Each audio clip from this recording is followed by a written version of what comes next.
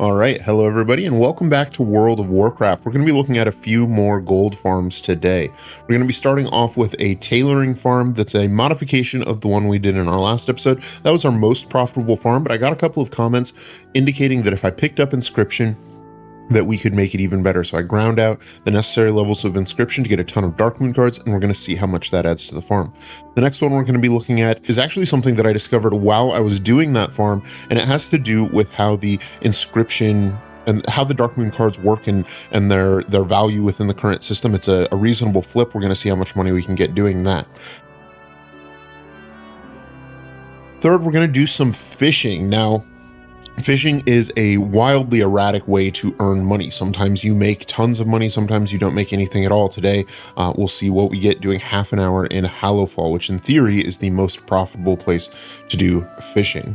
And then we will finish up with another baseline test. I got a couple of comments on the last video asking about mixing herbs and mining. Last time we just did herbalism in the Isle of Dorn. Today we're going to do herbalism and mining combined in the Ringing Deeps. So let's get into it and see how we do.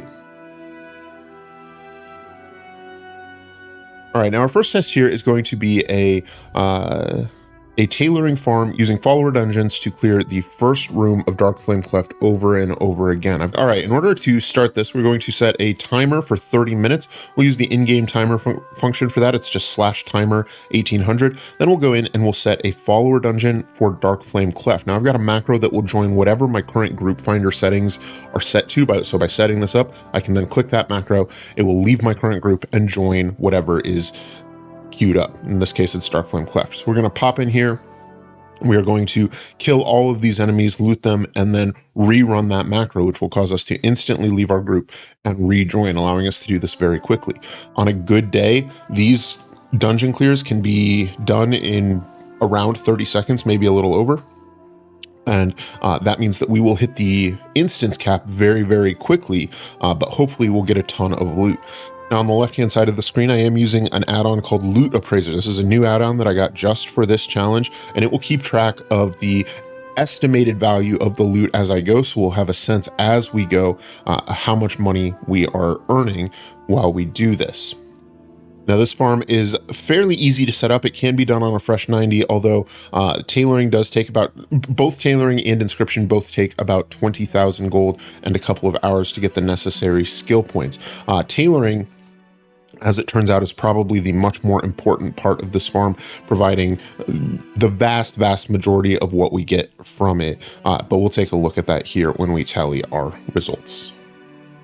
All right. And that should just about do it. We were in there for around 26 minutes and 30 seconds before we hit the instance cap. You can see on the left on Loot Appraiser how much we got, and that is indicating that we made around 11,000 gold.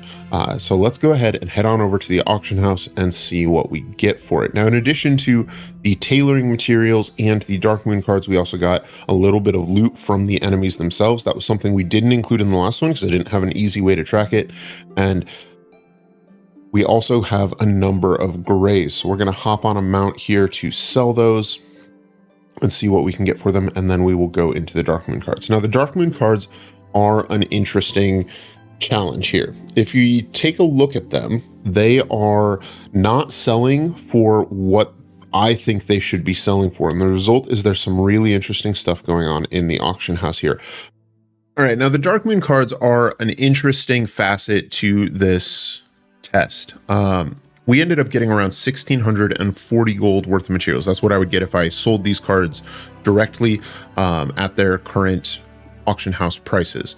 Now, for 30 minutes work, 1,600 gold is terrible. It is far less than any of the other tests we've done, especially when you factor in that there was a significant cost, around 18,000 gold worth of materials and around 2 hours of work. If we take our most profitable farm, which, or just this farm, and say that we were just doing the tailoring side of things, 2 hours of work would be 44,000 gold plus another 18,000 in materials. That puts us at 62,000 gold. If we figure that we are earning around 3,200 gold per hour, then we are looking at almost 20 hours of grinding before we break even on the inscription materials. I would not take inscription if I were doing this again. I don't think it's worth it. For the purpose of this video, I'm happy I did it. I'm glad to have gained that knowledge, but the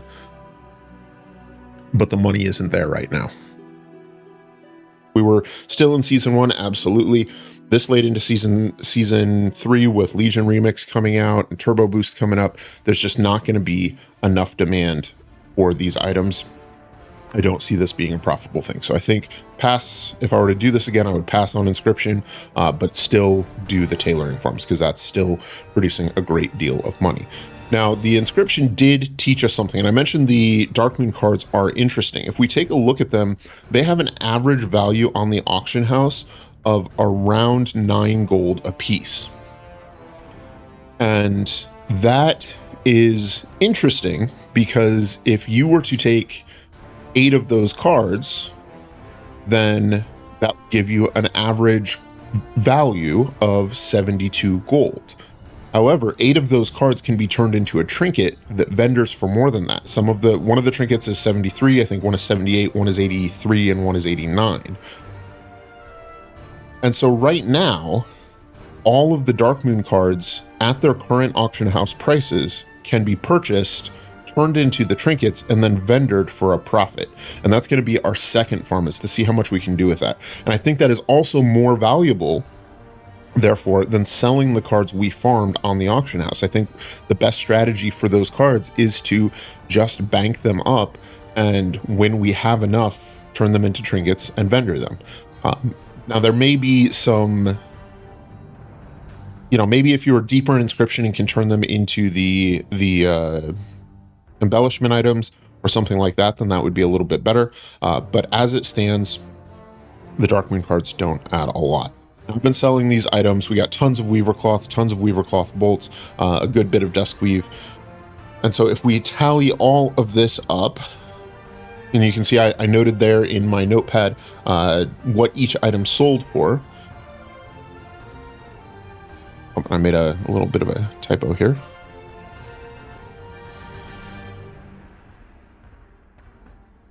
All right, all told for tailoring, we ended up coming to 10,905 gold per hour. And that's just from the tailoring materials.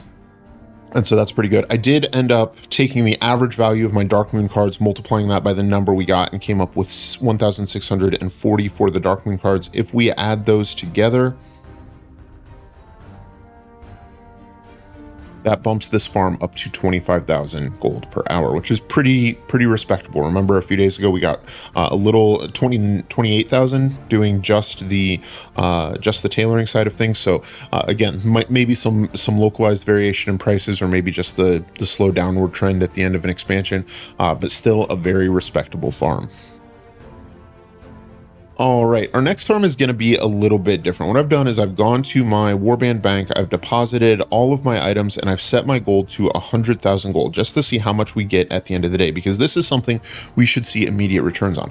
What I'm going to be doing is buying 1,000 of each Vivacity card, which in total costs me a little under 70,000 gold. We're then going to see how long this takes to turn into 1,000 Darkmoon Vivacity trinkets and how much we get for vendoring them. So let's go ahead and let this run. Now, this is a surprisingly profitable flip, but I have to say it was the most boring 40 minutes of my life. I am probably not going to do this again, just because it was tremendously tedious, even with pulling up a YouTube video or an audiobook or something, just tapping the one key over and over again in order to make 1,000 trinkets was pretty rough. And despite that, it went pretty well. We made quite a bit of gold, and the math works out that at least at the time of this publishing, you can do this with any of the other Darkmoon decks. If you just want to make some easy gold, it's certainly easy. It's guaranteed money, but man, is it dry. And you can see there, we are just crafting through those decks very, very quickly in this, but we're at about 42 minutes and we're still have 100 more decks to go, but we've already broken 100K on our profits there. All right, at the end of the day, it took us 46 minutes to do that. We made 17,000 gold. If we take a look at that, that comes out to 22,000 gold per hour doing this flip. So very respectable. And again, guaranteed money if the prices stay low. If they don't stay low, then that raises the value of that tailoring farm. And so that's, you know, a win-win to me. As long as the money's lying there on the table, go ahead and grab it up. All right, our third farm today is going to be a fishing farm. I found, so another comment on my last video recommended this add-on called Worth It, which sort of gives a clue as to what different farms might yield. Now, these are generally in the right ballpark, although my personal yields have been higher than what's listed there by, you know, 10 to 15%. But the most profitable farm listed here is a Hollow Fall fishing farm. Now, fishing is an interesting one because there's a lot of variability to it for a couple of different reasons. One is there's simply a lot of randomness put into it. You don't know what you're going to find, and you don't know how many catches you're going to get in a pool. You don't know how frequently or how tightly packed pools are going to spawn, and you don't know how much competition you're going to get because this is all open world stuff. And fishing is actually one that benefits from having a lot more competition, especially if you're doing pool farming, because how it works is that there's a fixed number of pools within the zone. If you find a pool and you fish it out, that pool will despawn and a new one will spawn somewhere else in the zone of a random kind. Now, with the Hollow Fall fishing, there is one fish in particular that we are hunting, and it can also be caught in Ashkahet, so that may be another place we try and rerun this farm to see if we can do better. But it is the blood in the water, and the fish we're looking for is the Kaheti slum shark. This is used for the feasts, and it is worth around 600 gold per shark, which means that if we can find a pool that will yield 4 to 5 sharks, that can be a huge chunk of gold. And if we're very lucky, we might be able to find 2 or 3 or 5 or 10 of those pools in just the first few minutes. And that has happened to me. I can personally attest that on a good day, I have found 10 pools in the space of 10 minutes, 10 blood in the water pools in the space of 10 minutes. However, that is only likely to happen if there are a lot of people fishing. Because otherwise, what you're going to find is that there are going to be people who will look around for pools and then find them. So here we have a person who is fishing from this pool. As soon as I land, they take off and start flying around. And my hunch is that they know that since I'm going to be fishing out these pools, they're going to be looking around for blood in the water spawns. And it's sort of almost like a prisoner's dilemma here, because the best way to earn money is to only fish these blood in the water spawns. But if everybody is just looking around for these pools, they will never spawn because there's nobody fishing out the smaller pools. And that's why a high population helps. If you come through here on a day like the fishing tournament on a Saturday where there's a lot more people in the zone fishing, then you're going to see a lot more pools popping up and a lot more cycling and variation in what you're going to be able to catch. Now, that also means there's going to be a lot more competition for the rather limited pools, but it also means that one person being greedy can't ruin your day. And I think that that's a lot of what happened here today. Spoiler alert, this fishing farm today was not profitable. It was no good. We only ended up making around 2,500 gold in the 30 minutes. And it was pretty rough. We only found 1 blood in the water pool. We only got 2 fish out of it. Now, the pools themselves are also random. They contain between 2 and 5 fish, and they aren't necessarily guaranteed to be the fish you're looking for. So you can catch the cursed ghost fish, you can catch the sanguine dogfish, you can catch the bloody perch from them as well. Although the Kaheti slum shark is far and away the most common fish in the blood in the water pools, it's not the only one. And so with all of that in mind, I went ahead and did a couple of routes flying around looking for fish. Like I said, I did find a blood in the water pool and got 2 Kaheti slum sharks out of it. That actually probably saved this as something that would be sort of reasonably viable, because even with us only getting around 2,500 gold, 5,000 gold an hour isn't great.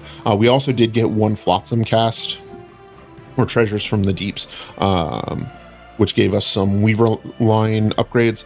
So that was pretty good. But overall, this was not a profitable venture. If we jump ahead to our auction house sales, then from the fish itself, we got 2,153 gold for a total gold per hour of 4,306. Not a profitable farm today. However, like I said, with the extreme variability of fishing, it can be very good. If I were to do this again, I would certainly make sure that I'm going to be doing that on a Saturday when there's going to be a lot more people fishing down there. But otherwise, fishing for now is probably not a big moneymaker. Although as an activity on its own, it's pretty relaxing and you do get something on the side. So that's pretty good too. Now, I was intending to end the video there, but it was a little rough. And I wanted to come up with at least something useful for you guys. And so we are going to be doing another farm. In my last video, I did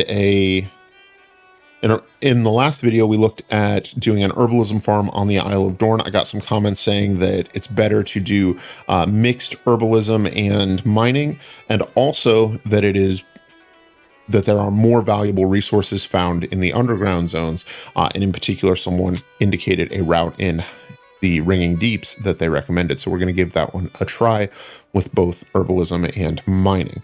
So I popped on one of my alts that didn't have professions set up yet, picked up herbalism and mining, went around and gathered the treasures and the skill books necessary to get them to the point where they can mine and herb while mounted. And then the route we're going to be looking at is here in the northern end of Hallowfall. We're basically going to be following this loop around this section of the map, passing near Dundragaz and the earthworks. And so we're just going to fly around and gather up this loot. So let's pop into it and see what we pick up. One thing to note, I do want to make sure I'm in a tank spec. This is something that is kind of a mixed bag. As DPS, obviously, you'll be able to kill things faster, but tanks can't actually get dazed and dismounted. It's one of the cool, unique features of tanks is that they can't get dazed when they're hit from behind while mounted. And on a DPS or healer character, if you get dazed, it will dismount you and you're sort of forced to fight. Tanks can't get dazed and therefore can't get dismounted. And so just a fun little trick to do that. So let's go ahead and reset our Loot Appraiser add-on and get this farm underway. All right, now during this farm, I did realize that I made one mistake and I didn't have a file of TrueSight active. So I went ahead and did one loop of the farm and then went back to Dornogal, picked up a file of TrueSight, came down and kept going. I did add 2 minutes to the timer to accommodate that trip to the city. And we'll have to see what we yield. Now, the other thing about this is that my character here is pretty low skill in these farms. And given the extreme extra value of the rank 3 materials, I think that this is something where a more experienced player would do a lot better. And in particular, if I just did this farm, 2 or 3 more times, how much better would it get as I replace those rank 1 materials with rank 2 and 3 materials that are worth more gold? Rank 2 is usually not, but rank 3 is usually a pretty significant step up, especially on the herbs, because that's used for the rank 3 potions and flasks.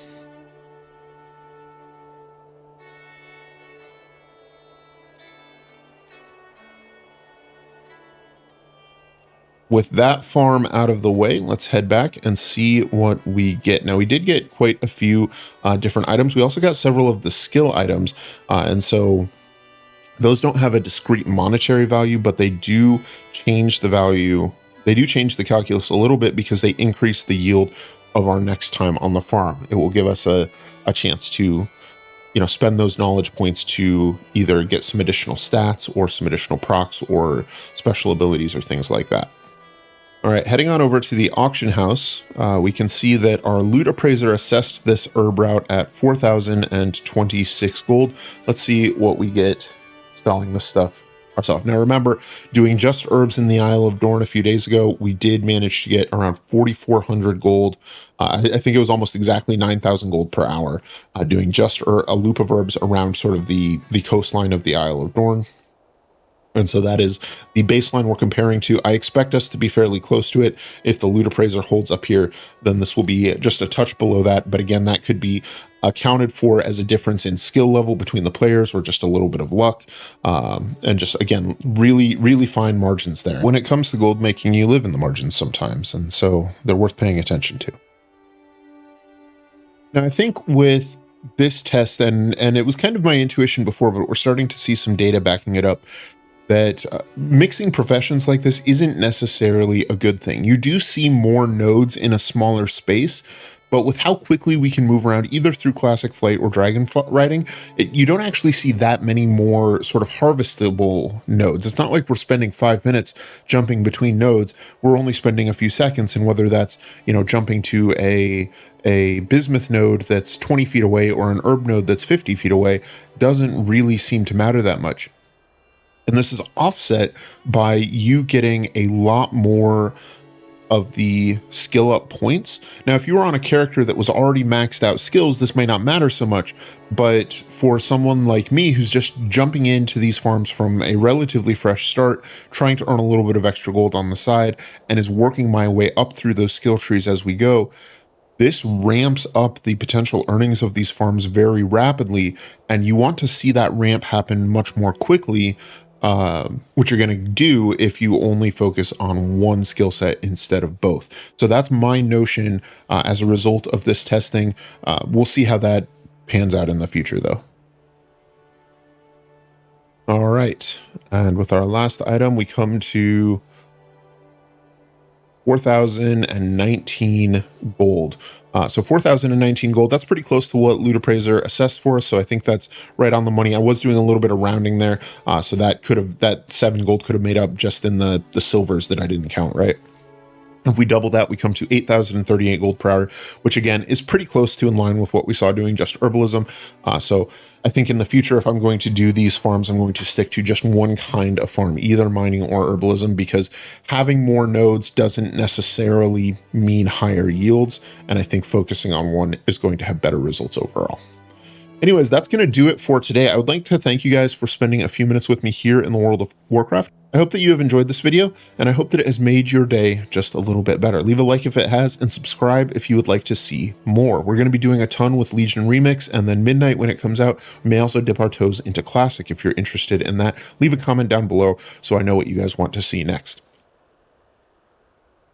But that is where we are going to leave it for today. My name is Dakoba, and I hope you have an epic day. I will see you soon.